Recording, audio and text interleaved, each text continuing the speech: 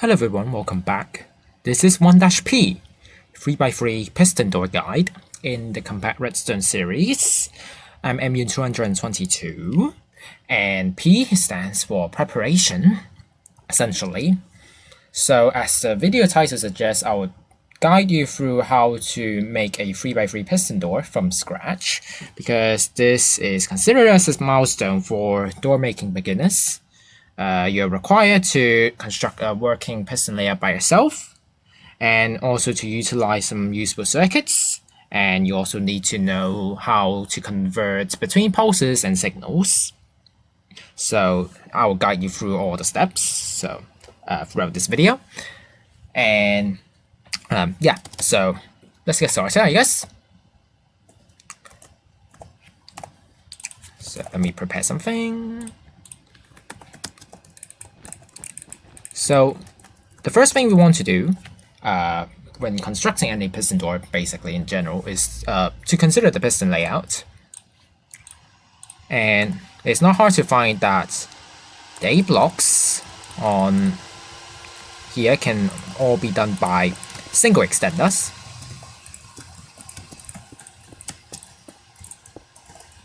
So you might have layouts like this. But then you would realize that you're missing out the center block, which is what most beginners struggle to deal with. That's because you naturally want to have this block being pulled to one of the 4 sides here, but then you already placed your single extender, so that doesn't work. But then if we recall from what I have taught you in 1-12, which is the concept of storage. So instead of, for example, this block being only retracted here, you can also retract it 1 block further to the side. So this is a storage piston, this is a storage block, and you can then use a double piston extender to retract this block downwards.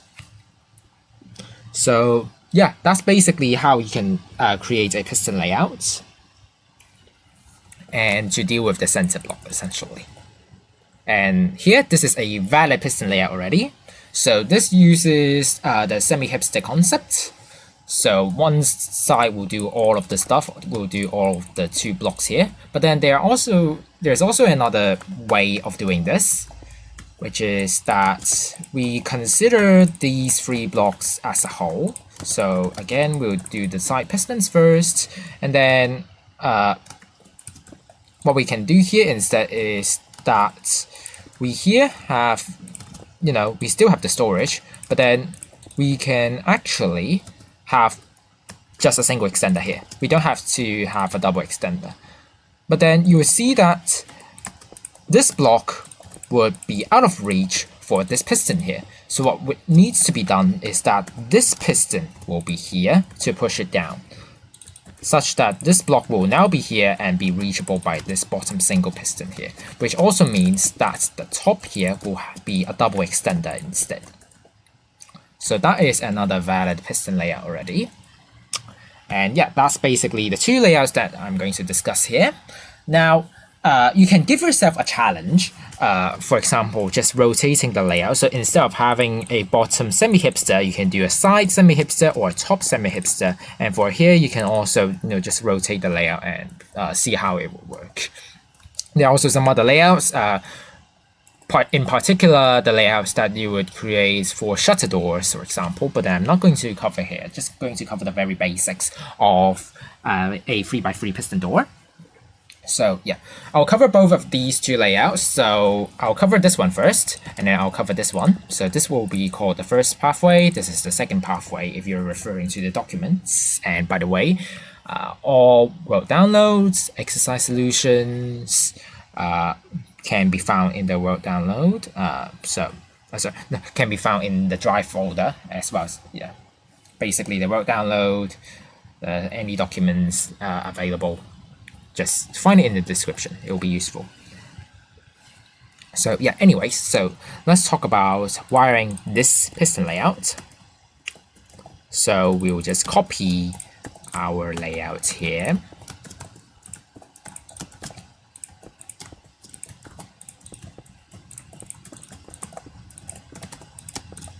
Okay, so what we have noticed is that there are 7 single extenders, essentially.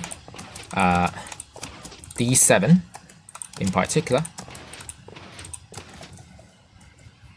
But then we have a semi-hipster at the bottom. So these 7 blocks are, to be honest, quite simple. One can already think of how to wire it. You can just have a constant signal or just give a pulse on both the closing and the opening. But then how do we do the bottom pistons is the main question of a 3x3 piston door. Now, before we wire any door, we basically need to know how it works first. And in 1-12, that's also why I taught you, is that when you are verifying a piston layout, you're essentially also learning how this piston layout works and how you should wire the pistons in order. So for this case, you would think, oh, I would need to, 1 tick pulse this top piston, 1 tick pulse this storage, and then 1 tick pulse this top piston again. So that is a valid sequence, and that does the closing already. So both blocks are being hit. And for the opening, one might think that you need to pulse the top piston, pull the storage piston, and then do a double extender to pull the center block down. And that is a valid sequence for your semi-hipster. There are also some other variations. It usually varies between pulsing or constant signal. So for example here, top piston, I can do a constant signal to the storage piston and then pulse it here. And then for the opening, it will be removing the constant signal, of course, and then just do the double extender like so. So yeah, there are a lot of different constant signal and pulsing combinations that you can find. But since we are in the post-observer era, we usually just consider the pulsing sequence instead of considering the constant powering, because that will be more related, more useful in the observerless era. But yeah, just telling you that there are also other stuff that would work. But then here we're just going to focus on the pulsing techniques. Now, we have established that for the closing, we do top, storage, top, and then opening, we do top, storage, and then the double extender. So what do we do next? Well, there's actually a nice technique, or nice beginner technique, I would say, that we can apply. So for the closing, we just wire a closing circuit. It would only be responsible for the closing moves. And we wire another circuit, which is the opening circuit, that would control all of the opening moves. So that works. And yeah, we're just going to do that. Now, so let's get started, I guess. So for the sides, we basically want to pulse them during the closing as well. So, we can have some inputs like this, and then here's the same, like this. And now,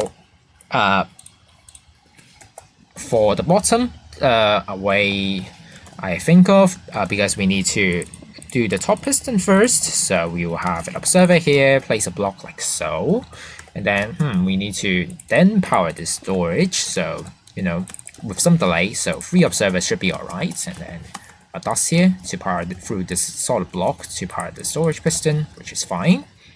And lastly, we want to power this top piston again. We can actually just do an observer, so actually 1 tick or 2 game tick is already fine. So here we can just simply test it out, so it works fine.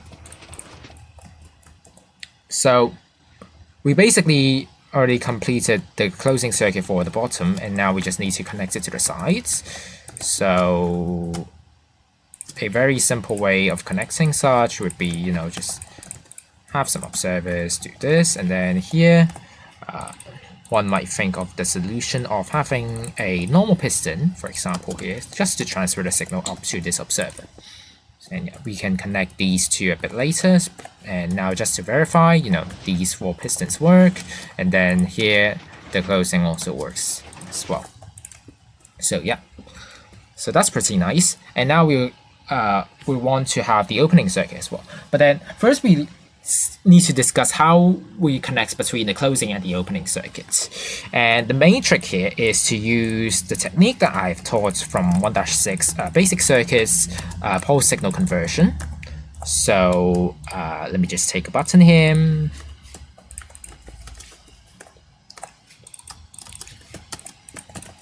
So for this circuit here, you'll see that when the button is being pressed, so activated essentially, it would pulse this piston, right? And then when the button is deactivated, it would pull this observer and powers nothing. And this is actually called a rising edge monostable circuit. And if instead I place the piston here, it will be powering after the deactivation. So we call this a falling edge monostable circuit. So by using monostable circuits for both rising and falling, we can actually already create some pretty nice connecting circuit for the closing and opening. Particularly, we can say, for example, we connect the rising edge to the closing circuit and connects the falling edge to the opening circuit, if that makes sense. So yeah, so we can consider that. And the way I'm going to do this is, I'm not sure, but for now, let's just do something like this.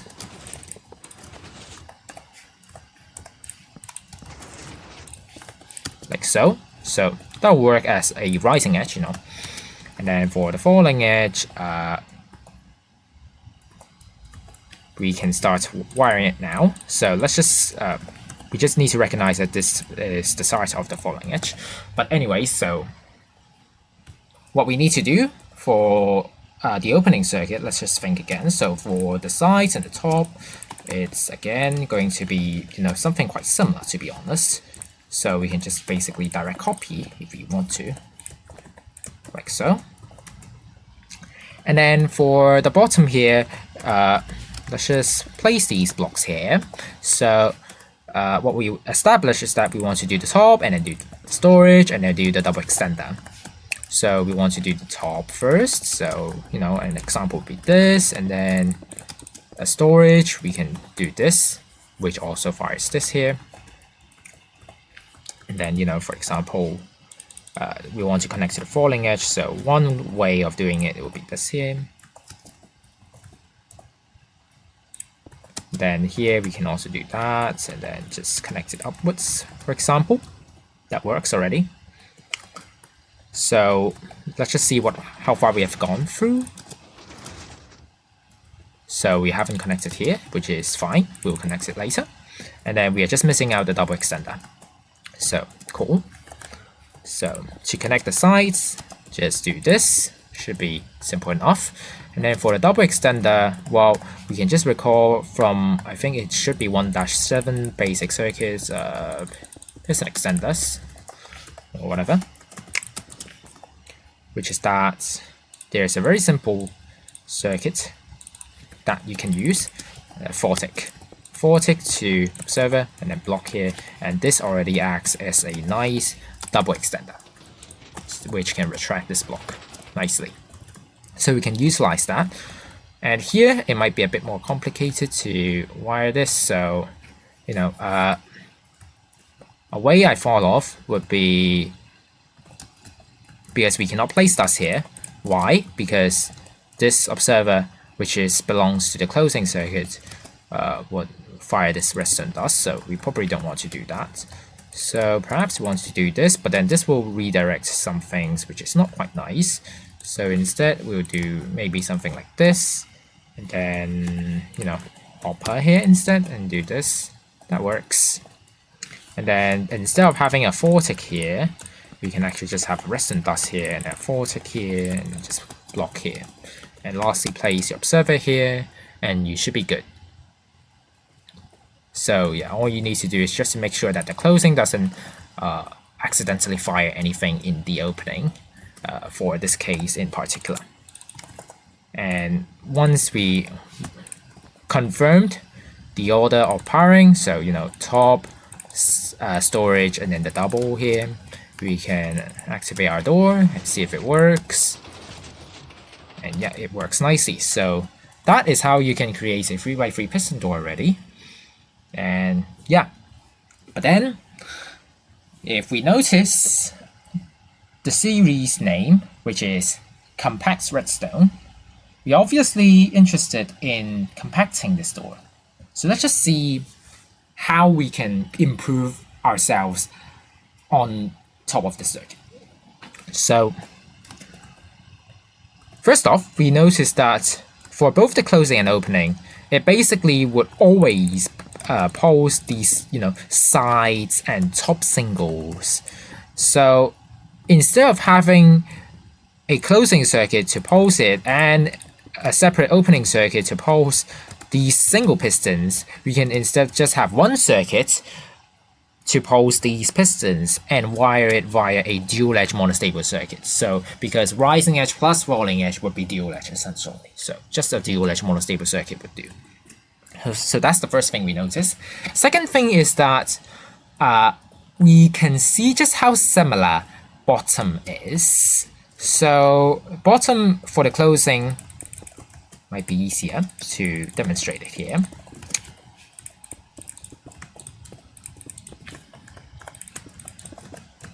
So for the bottom, closing would be top, side, top. Opening is top, side, and then do the double. And we see the similarity between the closing and the opening, which is that both closing and opening actually does top side storage. And one does the top again, one does the double extender.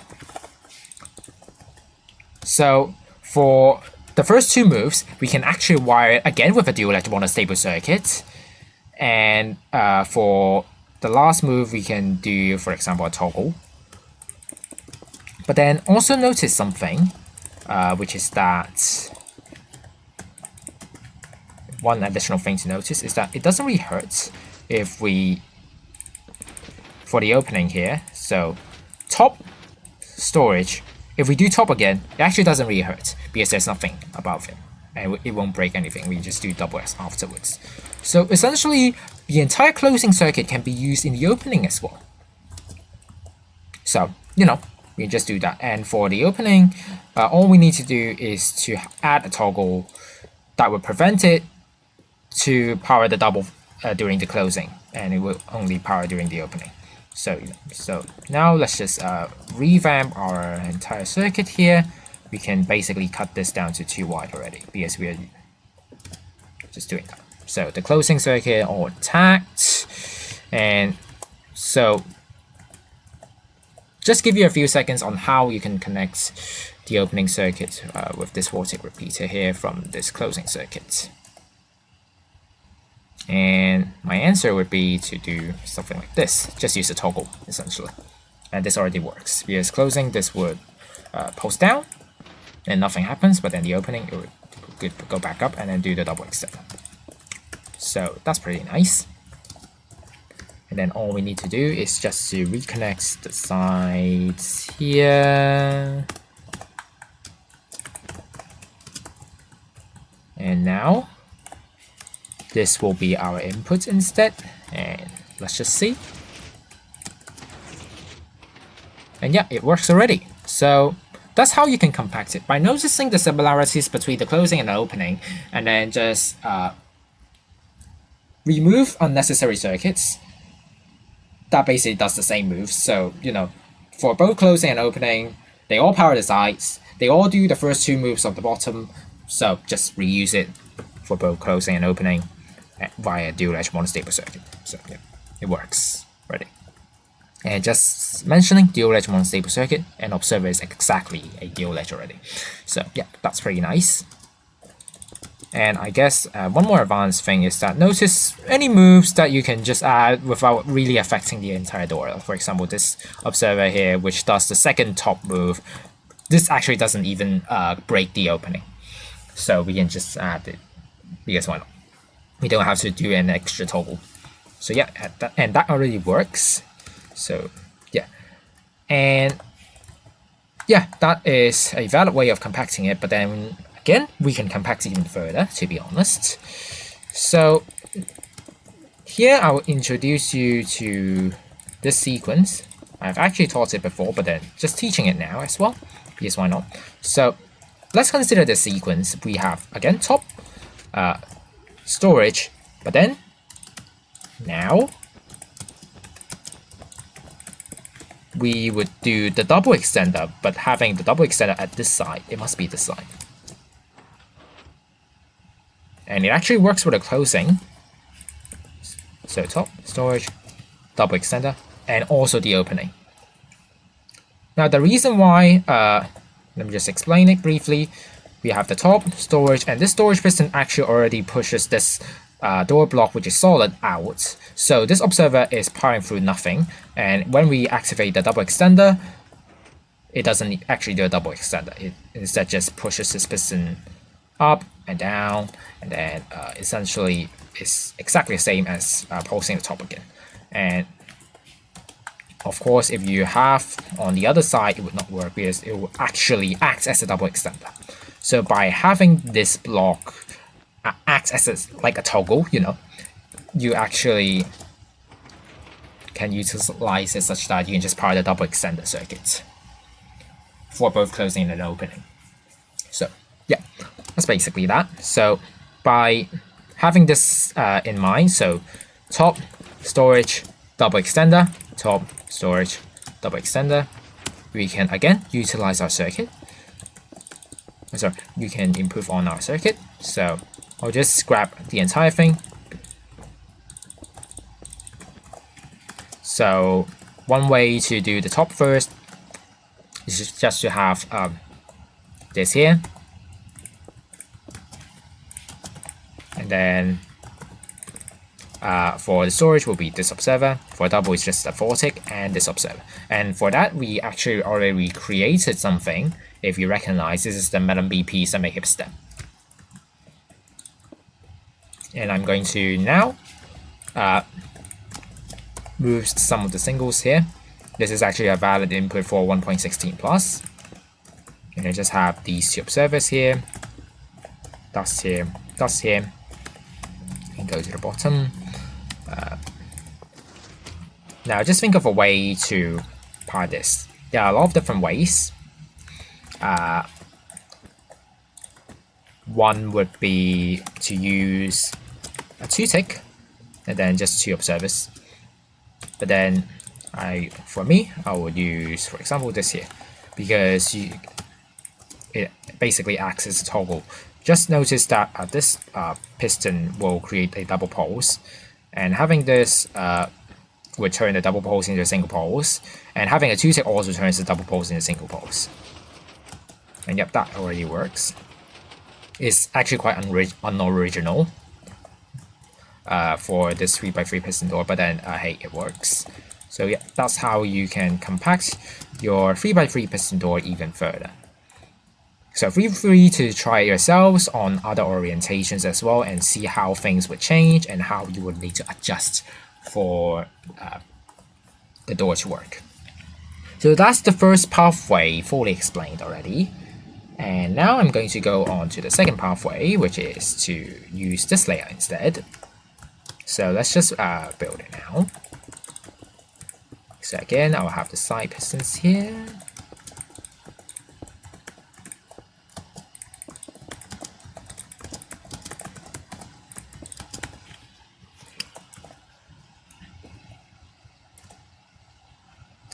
Okay, so I'm going to repeat the same thing that I've also mentioned in the first pathway, because some of you might be using timestamps. So let's just repeat everything. And the first thing we know is that powering the side pistons is quite trivial, because you can just pulse it or constant power it and it will already work. But then what we need to figure out most is how you can control this and this one.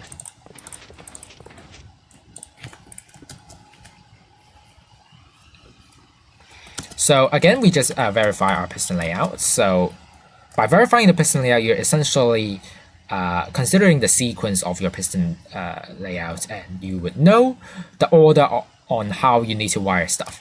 So here I would think of this push down, this pulses this up like so.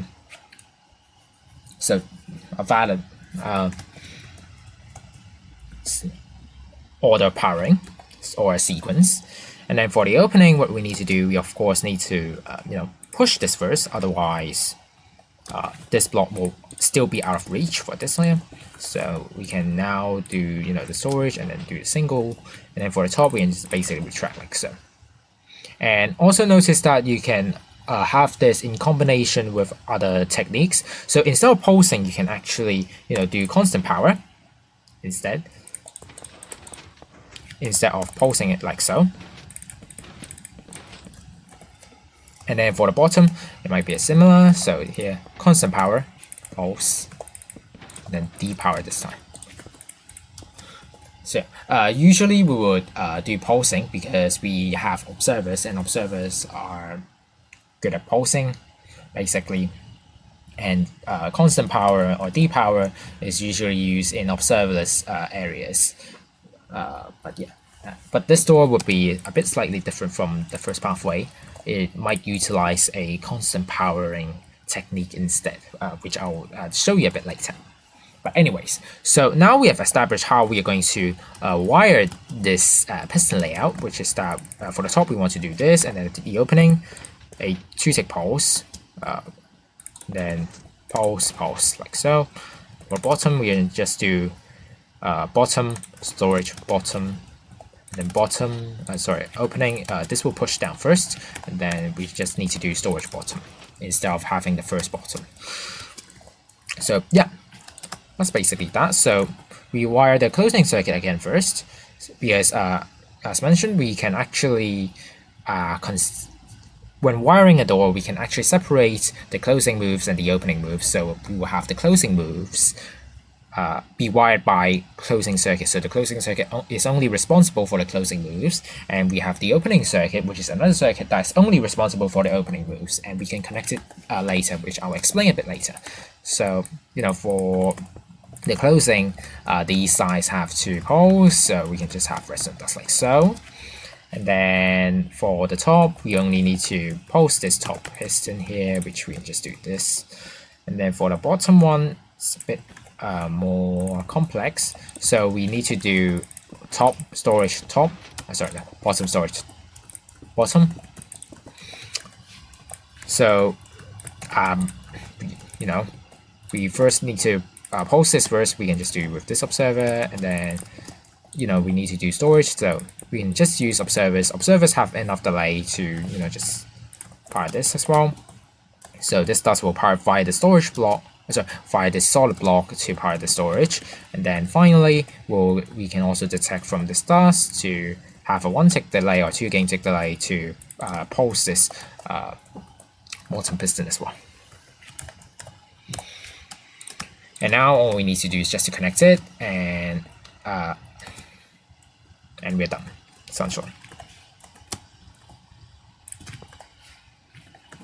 So here, what I thought of would be this.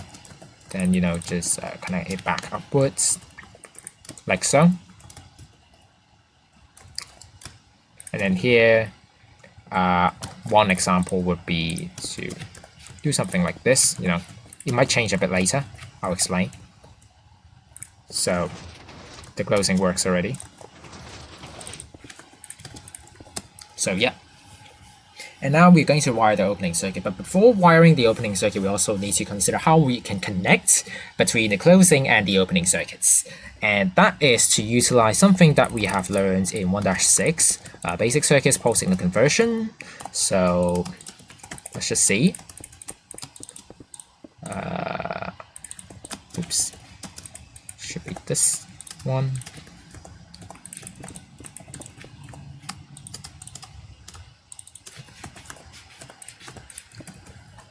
So recall from 1-6, we have this circuit. So for this circuit, when this button is activated, this observer will be pushed to pulse this piston, but then when the button is deactivated, this observer is pulled back and it powers nothing.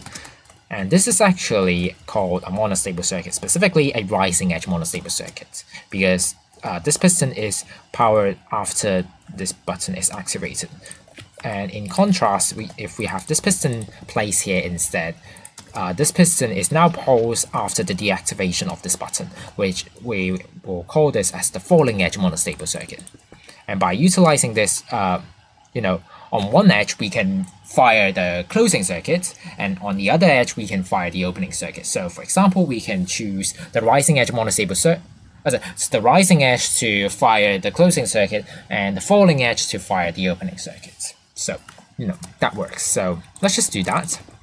And that's why I would change a bit this. We want to have, after this is here for the opening. So just visualize it a bit. So we want to give a 2-tick pulse or a bit more to this piston, but then I will just use a 2-tick pulse here. So it will do this. And now we need to wire this as the rising edge and this as the falling edge.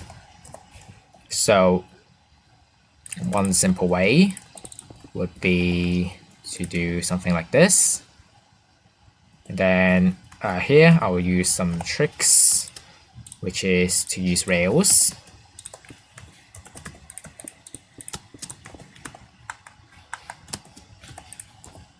So it doesn't interfere with this redstone dust, and also makes the bottom a bit faster. So yeah, and you can also see the effect. So rising edge, the closing entirely. Falling edge, we only have this 2-tick for now, but yeah, it will connect with other opening circuit components as well.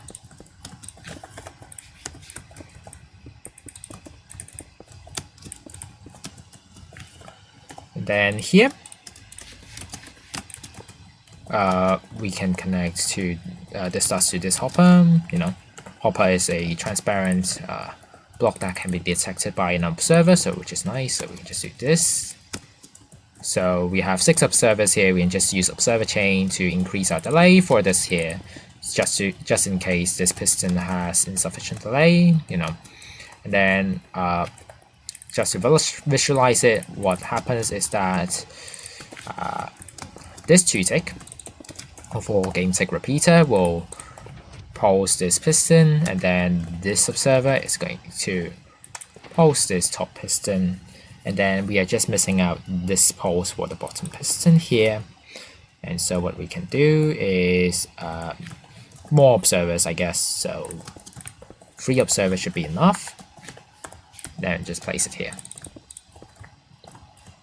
And for the bottom circuit, same thing happens, to be honest. We can just have a piston here, and then we'll wire via the side pistons as well, because for the opening, the side pistons also need to pulse, so we can just wire via that. So simple enough.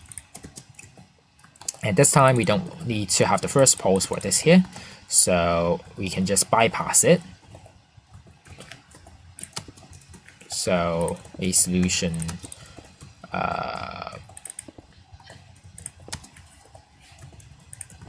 might be this, for example, just mirroring a bit with this, except we have this observer placed at the bottom now. Although that might change a bit later, explain. And then finally, we want to wire the other side pistons as well, so we can do that. And now we can test this. And for 1.16 plus, this is a valid input, so we can just do that. And then the opening, so you see it works out nicely. So by wiring your pistons in order, so the top would be to wire this first, and then wire this here, and then finally have this move here. For the bottom, wire your storage first, and then you wire your bottom piston, and yeah, everything would work out. So just keep in mind the order of the pistons that is needed to fire, and you should be all good. So yeah, so that's how you can create a 3x3 piston door with this piston layout. But then as the the series name suggests, this is called compact redstone. So obviously we're interested in compacting our circuitry. So let's just see how we can improve based on this. Okay, so the first thing is that we can notice that the side pistons, they're all posed by both the closing and the opening circuits. So what we can do instead is that since adding up rising edge and falling edge monostable will turn it into a dual edge monostable, we can simply just replace it with a circuit that and then connect it to a dual edge monostable circuit and then to pose these side pistons. So instead of having two separate circuits that would pose the pistons, which would consume space, of course. So that's what we are going to do with the side pistons. And then next we can consider how we can improve on the top and the bottom. So let's consider the bottom first, which is a bit simpler. So recall that recall the bottom sequence. Essentially, what we have planned for is for the closing, bottom, storage, bottom. But for the opening, we simply want storage, bottom. And the similarity between the closing and the opening circuit is that the closing circuit has the extra poles here, where we want to pose this bottom piston first. And then the rest of the two moves are exactly the same for both the closing and the opening circuit. We want to do storage and the bottom piston. So opening piston, we will omit the first pulse for this bottom piston, and we instead just do storage, bottom. But closing would be bottom, and then storage, bottom. So yeah, you can see the similarity between the closing and opening circuit. The closing circuit has just one more move than the opening circuit. So, you know, we can just do that. And how we can do it is that we can add toggles. So consider the case where we wire the dual edge monostable circuit into the storage bottom circuit, but then, you know, for the first pulse of the bottom piston, we don't want to fire it during the opening. So we can just use a toggle. So, you know, recall from, again, 1-6, what constitutes a toggle. For example, it might be this. So on one edge, it will fire, on the other edge it won't. So this is a valid toggle, you know. So yeah, we can improve on that. So it might be a bit more to remember, so let's just remove all of the stuff we have here. So we just improve it on here for now.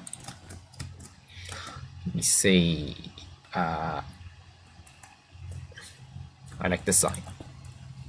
So here we will have a toggle. So it might be this, okay, which would be good enough. Then we can utilize quasi-connectivity of pistons to do this, and then just wire a bit to here.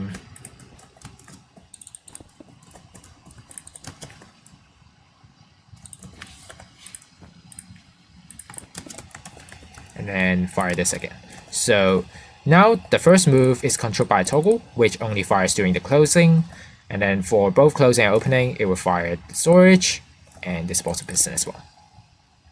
So yeah, that's basically that. So we can remove the rising, falling edge circuits that we have used for separating the closing and opening, and just have this. So you can see closing, it does this, and then opening, it will do this, which already works.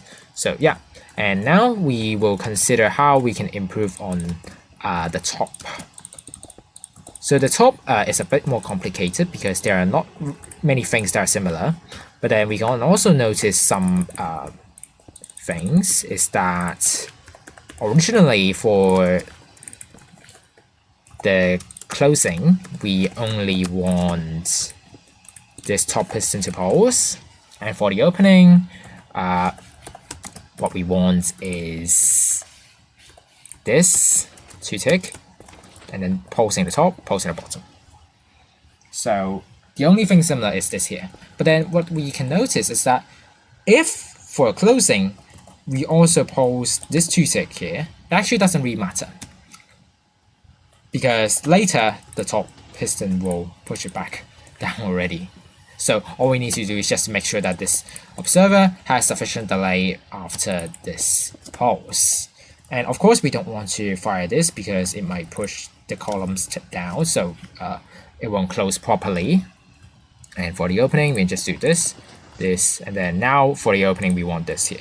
This means that our new sequence would be this 2 tick, this top here, and for the closing, we don't want this. Opening again, this here, top, and for the opening, we want this. So this here, and then toggle on this for the opening only. So yep, so that's our plan. And for this here, we can connect via dual edge monostable circuit. For here, we can still leech off from the dual edge, but then we will need a toggle. So that's basically that. And let's see how we can wire it based on this concept.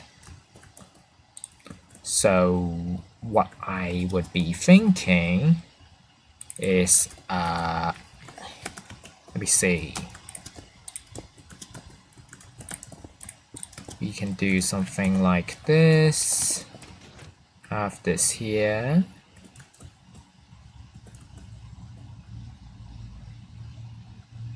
And then, you know, for example, we can do some observer spamming like this, and just to see if it works or not. Because I'm lazy at counting delay. Yep, it works. So all we need to do is just to add a toggle that would control this bottom piston, which we can, you know,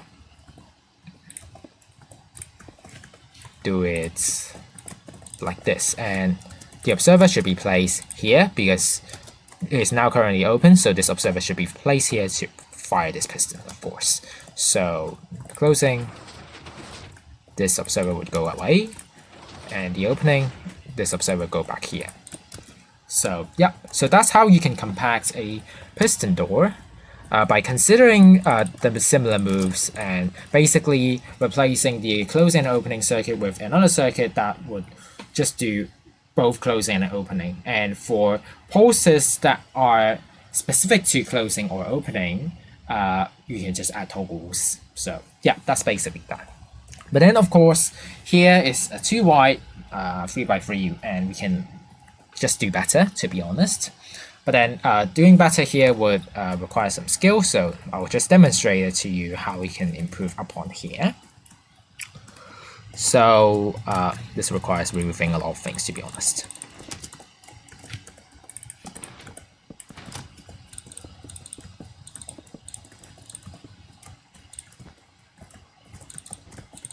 Because we are now going to, you know, consider a 1 wide solution, essentially.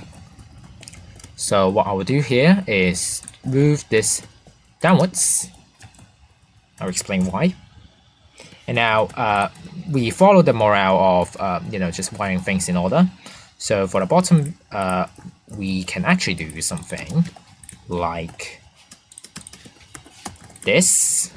So this will be a toggle for this piston here, but then we can have a hopper here. And this hopper, for this here, this is not a toggle for this hopper.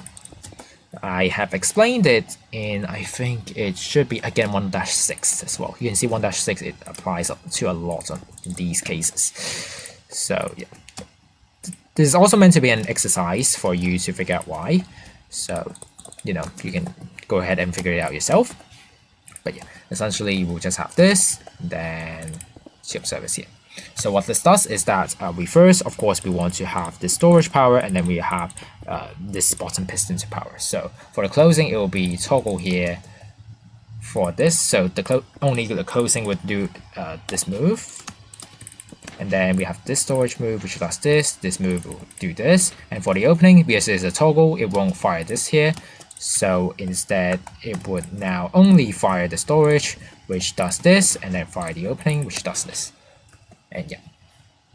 And, you know, if you want to verify it, here you go.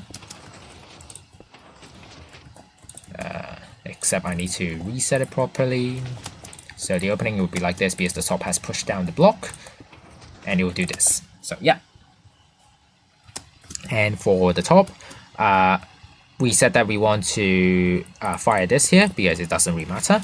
So a nice way to do it is actually write this here. I'll use a dropper because I like 1.11. And then a dust here. And then for the top, now previously we actually just pulsed this top piston throughout, but then we can also do a constant signal instead. And by having a lever input with suitable delay here, we can actually already do this. And yeah, you can see it works out pretty well, to be honest. And then all we need to do here, this is also why we want to remove this piston here to here, because now what we can do is that we can detect from here. Then if I grab a slab, connect it like this, and you see that it connects to the bottom nicely. And all we need to do is to control this here, this pulse here, and also these side pistons, which this part here is actually a bit more complicated, so I'll show you the solution. Essentially, we want a toggle for this opening pulse. So one way to do this is to actually have this here with item inside, comparator here, server here. And this actually works already. So yeah, and if you're wondering why this works, basically this observer is observing via this constantly powered piston to here, and then these two droppers get powered. This observer will detect this dropper, and then find these two pistons. And meanwhile, here this is this comparator will only fire this piston on the opening. Basically, this is also meant to be an exercise question, but then anyway. So yeah, so that's how you can compact it even further. And if you take a look at this here, this is actually very similar to an existing 3x3 piston door. This is just a modified 3x3 piston door from Jeffery Zhu. So there are some very similar parts. The parts that are different, or I should say the parts that are same, is the top left. Yeah, but then the remaining parts is slightly modified for teaching purposes, essentially. So what we have successfully done is that we added a toggle here to prevent this from firing during the opening, and we also added a toggle here to prevent this from firing during the closing. So yeah, that's basically how you can utilize toggles in your piston doors when you need to, essentially. So hopefully from these two examples, you get to learn the basic method, which is to separate between closing and opening into two circuits. So one circuit controls the closing, another circuit controls the opening. So that's the basic method. And then more advanced is that you want to compact it further. So you consider what is similar between the closing and opening and combine it via a dual edge multiple circuit. And for pulses that are specifically for only closing or only opening, you would add toggles to it. And then you can just mess around further until you get to some really nice results, for example, like this or something like this. So yeah, and good luck with your journey of creating an original 3x3 piston door, I would say. You know, for example, just rotating this piston layout around and see how you can achieve the 3x3 piston door as well. So yeah, that's basically the teaching parts that I have for you. And the exercises are actually very related to this one here. So these two are the circuits that I directly copied from here. So just asking you to explain what these two circuits does. It's very related to 1-6. And yeah, 1-6 is a very important course, I would say, for you to know when wiring piston doors. And 1-12 as well, because you of course need to know how to even create a piston layout before you can even start to wire it. So this will be in this exercise, and you're just basically asked to create a 4x4 piston door layout, and which will kickstart your journey in creating your own 4x4 piston door, because I'm not going to cover that, but then you can try it out yourself and using the methods that I've taught you via this guide on the 3x3 and apply it to your 4x4. So hopefully you will be successful in creating your own original 4x4 piston door as well. So yeah, and that's basically everything that I'm going to teach or guide you through in this video. Now, for the Compact Redstone series, this is the second to last video, but then this is already the last video that would contain the teaching materials. So for the final video of the Compact Redstone series, there are no teaching materials, so I won't teach you anything. Instead, it will be me giving you some projects that you can work with to apply your skills that you have learned in the level 1 courses. And yeah, if you have any need for help in creating those projects, or if you want me to review them, you can always feel free to send me a direct message via Discord, and I'll include more information in the final video. So this is just a heads up for you, just to let you know what I plan for the final video. But yeah, anyways, so to summarize, this is the final video of me teaching you in the level 1 courses, and one more video for the level 1 course as well, just to give you some projects that you can work with. And yeah, I hope you all have a successful journey in your redstoning, especially on piston doors, because this series is focused on piston doors. And yeah, and as always, all of the useful links, credits, etc. are available in the description below. So, and also the useful resources, for example, the exercise solutions and the work download here. So yeah, that's all I'm going to say, and thank you very much for your support in the Compact Redstone series, and I'll see you in my next video. Thank you.